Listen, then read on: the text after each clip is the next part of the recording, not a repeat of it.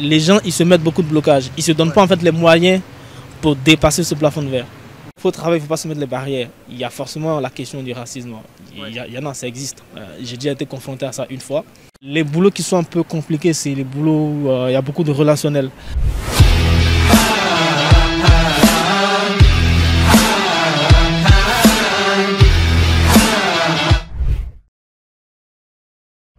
D'où est-ce que vous venez? Côte d'Ivoire. La Côte d'Ivoire. Ça fait combien de temps que vous êtes en France? 8 ans. Est-ce que c'est facile justement d'être un Africain en France? Moi, franchement, je ne regarde pas ce genre de choses.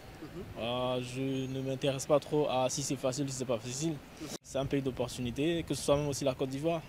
Comme beaucoup de pays, voilà, il n'y a pas que la France qui est un pays d'opportunité.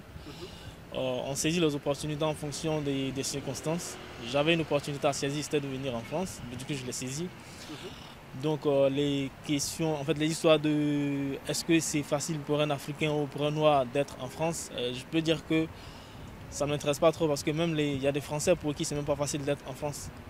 Donc voilà, on fait les choses en fonction de comment on voit en fait sa vie, comment on veut la construire en fonction de ses ambitions.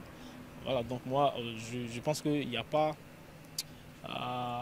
un pays en fait qui soit facile ou un pays qui soit difficile. Tout dépend de comment nous-mêmes, en fait, comment soi-même, on essaie de gérer en fait, sa vie, quoi. Il n'y a pas de pays facile, de ce que j'entends. Ouais. Il faut savoir ce que l'on vient rechercher. Effectivement. Effectivement. Se battre, de ce que je comprends. Exactement. Donc moi, je suis arrivé ici, à bateau comme la Côte d'Ivoire, j'ai vu que c'était un pays d'opportunité. Hein. Voilà, les histoires d'aide, tout ça. Je vois qu'il y a beaucoup de personnes, quand ils viennent ici, les aides, ça les intéresse beaucoup. Pourtant, moi, le système d'aide, c'est quelque chose qui ne me plaît pas, dans le sens où les aides, en fait, c'est fait pour maintenir les gens dans une sorte de précarité. Donc moi, quand je suis arrivé, j'étais focus mes études. Quoique je travaillais à côté, hein, parce que forcément, je suis arrivé, je suis arrivé à un certain âge. J'avais déjà 26 ans. 25 ans, pardon. Personne ne s'occupait de moi. Il fallait que je fasse des boulots étudiants, tout ça, des petits boulots, j'en ai fait. Et puis après, voilà, j'ai fini mes études, j'ai commencé à bosser. J'ai trouvé le bon filon, les meilleures opportunités, je les ai saisies. Et puis voilà, en ce moment, ça va. Okay. Vous avez fait quoi comme études, justement? J'ai fait fac de droit et comme je suis ivoirien, en 2018, on ne pouvait plus en fait passer le barreau. Bon, oui, on pouvait plus, quand on avait le CAPA, certificat d'aptitude dans la profession d'avocat, on ne pouvait plus s'inscrire au barreau. Bah, du coup, je me suis réorienté et j'ai fait audit. Et là, en ce moment, bah, du coup, je suis auditeur financier pour un cabinet qui s'appelle... Voilà. Ok, parfait. Voilà. Et donc, vous êtes resté 8 ans en France. C'est quoi les métiers que vous trouvez porteurs pour les étrangers? Il y a des domaines en fait qu'il ne faut pas forcément faire. Il faut faire en fait des domaines dans lesquels tu sais que voilà, quand à la fin de tes études, tu pourras en fait t'insérer facilement. En fait, le droit c'est un peu saturé. Et si on veut vraiment exercer dans le domaine du droit, je pense qu'il faut aller jusqu'à obtenir en fait le diplôme d'avocat ou bien faire des trucs pour devenir notaire ou je sais pas quoi. Après, je sais pas trop comment ça se passe. Audit aussi, ça paye bien. Il y a du boulot à la fin des études, forcément, on trouve quelque chose à faire. Audit, finance, comptabilité. Finance, bah, je mets un peu de tout, hein, que ce soit corporate finance, financial market. Un peu tout ça, les maths aussi. C'est un domaine dans lequel voilà, on recrute beaucoup d'étrangers. Les boulots qui sont un peu compliqués, c'est les boulots où il y a beaucoup de relationnel. Quand on vient d'arriver en France et que par exemple on n'a pas un bon niveau de relationnel, c'est compliqué. Alors, je trouve ça intéressant, du coup vous êtes venu, vous avez fait les études et ensuite vous avez trouvé du travail assez rapidement, ça fait en 8 ans. Vous êtes commissaire aux comptes aujourd'hui. Quel est votre conseil pour justement rapidement gravir les échelons et se faire sa place en France? Franchement, il faut travailler, c'est tout. Il faut travailler? Ouais. Par exemple, dans mon domaine, on fait beaucoup d'heures. Et en fait, vouloir, quand on entre, quand on fait quelque chose, il faut savoir pourquoi on le fait, comment on le fait. Il ne faut pas seulement savoir comment on le fait. C'est très important de savoir pourquoi on le fait. Alors, vous avez cité pas mal de domaines que je trouve super intéressants. Les étrangers, quand ils arrivent en France, ils ont souvent du mal à trouver des métiers bien payés. Ils sont souvent cantonnés au SMIC. Quels sont les salaires qu'on peut espérer toucher avec la finance, commissaire aux comptes, tous les métiers que vous avez cités là? Pardon, les salaires sont en fonction de l'école qu'on a fait. Donc il y a des écoles qui sont très très bien cotées quand on fait ces écoles. Sortie d'école, master audit, 45-50. Ce qui n'est pas mal là, pour un débutant. Quand tu fais finance, tu es autour de 65, 70, parfois même 75 en tant que débutant. Alors j'entends souvent aussi qu'il y a un plafond de verre en France. Ouais. Est-ce que vous avez ressenti ça?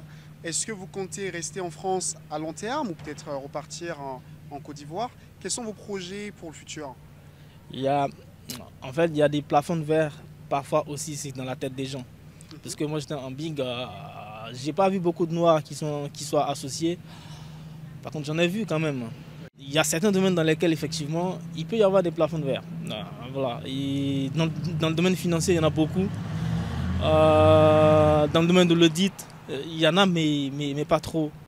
Quand tu as les compétences et que tu as le relationnel qui va avec, parce qu'à un moment donné, parce que moi là en ce moment le poste que j'occupe, il y a une forte dominante aussi d'aspect commercial. Je gère des clients, voilà, c'est vrai qu'on audite le compte, mais comme je fais aussi du conseil à côté, donc il y a l'aspect relationnel qu'il faut savoir en fait développer. Et c'est peut-être là aussi que nous, en tant qu'étrangers, il faut qu'on arrive en fait à corriger ou à améliorer ça. Parce que parfois, on n'a pas un bon niveau de relationnel. Parce que moi, par exemple, on me reproche souvent d'être un peu trop cash. Voilà. La communication aussi ouais. peut être améliorée, non? Améliorer la communication, c'est important. Parler pour se faire comprendre, c'est important. Les fronts dans les banques, dans le domaine de l'investment banking, il y a beaucoup de Français qui butent, qui n'arrivent pas à y accéder. Parce qu'ils n'ont pas le relationnel, parce qu'ils n'ont pas le réseau. Donc voilà, c'est pas une question de plafond de verre pour les étrangers forcément. C'est plus lié en fait à ce niveau de responsabilité, c'est on fait du business, est-ce que tu as les réseaux pour ça en fait. Le plafond de verre du coup c'est vraiment dans la tête plus qu'autre chose. C'est une réalité, mais les gens ils se mettent beaucoup de blocages, ils se donnent pas en fait les moyens pour dépasser ce plafond de verre.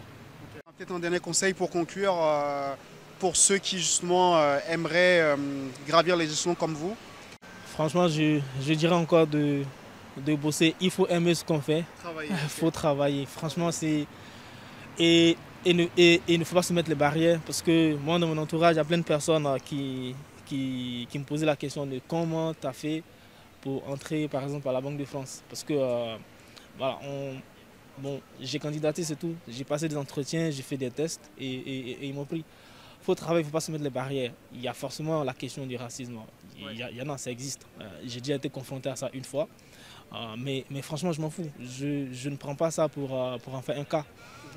Voilà, j'ai été confronté à ça. C'était au j'ai passé un entretien. Voilà, la dame avec laquelle je devais bosser, elle était très très contente de m'avoir parce qu'elle a vu que j'avais les compétences. Par contre, quand elle a appelé la responsable du département qui est venue, quand elle m'a vu, elle était un peu déçue. Et voilà, parce qu'elle a vu que c'était, voilà, je ne sais pas si tu vois ce que je veux dire. Un black, tout ça. La dame, elle lui a tellement bien parlé de moi que quand elle est arrivée, bon, il y a eu en fait l'effet de ah ok, tu vois. Déjà à la porte, moi je l'ai senti. Je me suis dit ah, j'espère que ça va bien se passer. Mais en fin de compte, ça s'est mal passé. Ils m'ont pas pris.